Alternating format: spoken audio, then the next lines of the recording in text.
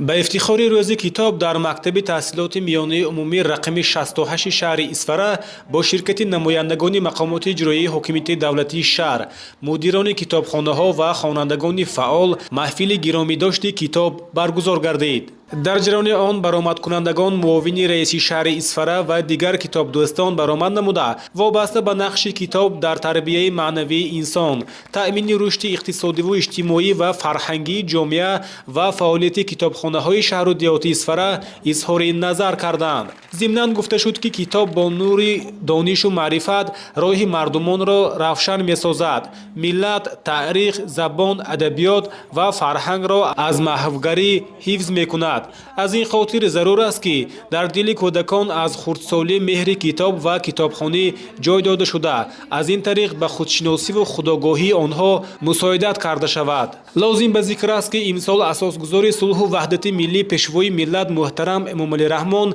به ساکنان شهر اصفهان 49,000 کتاب تاجیکانی باباجان غفوروف را به هر عائله شهر و دیهات اصفهان تقدیم نمودند. الان در شهر و دیهات اصفهان 22 کتابخانه‌های تابع بخش فرهنگ عمل می‌کنند که دارای خزینه آنها در مجموع بیش از 181,307 عدد کتاب‌ها را بازگویی می‌کند و تعداد خوانندگانشان باشد 15,000 نفر را تشکیل می‌دهد. تنها خود کتابخانه مرکزی 52,355 عدد کتاب داشته، شماره خوانندگان فعالش به 3,000 نفر برابر است که نظر به نشانداد سال گذشته 15,000 نفر بیشتر می باشد. از قدیم تا به امروز مردم تاجیک کتاب دوست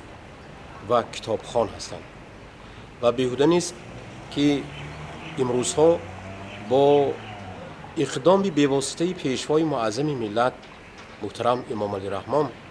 سال 4 است که در جمهوری تاجیکستان آزمون جمهوریوی فروغ صبح دانایی کتاب است در سطح خیلی بلند جریان دارد و واقعا این آزمون شهادت از آن داد که مردم به کتاب و کتابخوانی و کتابخانه باز جدی‌تر رو آورده باشند. در شهر و دیهات اصفهان در دور منطقوی و دور شهری زیاده از 3,000 اشتراکچیان در سطح خیلی بلند اشتراک کردند و 51 نفر آنها به آزمون دور ولایتی را خط گرفتند. و یا تشکیل آزمون نوبتی جمهوریوی تاجیکان در آینه تاریخ ملت، این نشان از آن می‌دهد که امروز حکومت جمهوری تاجیکستان و خصوص پیشوای معظم ملت عزم دارند که با تشکیل چنین آزمون‌ها بار دیگر شهروندان را به کتاب و کتابخوانی، به کتاب دوستی،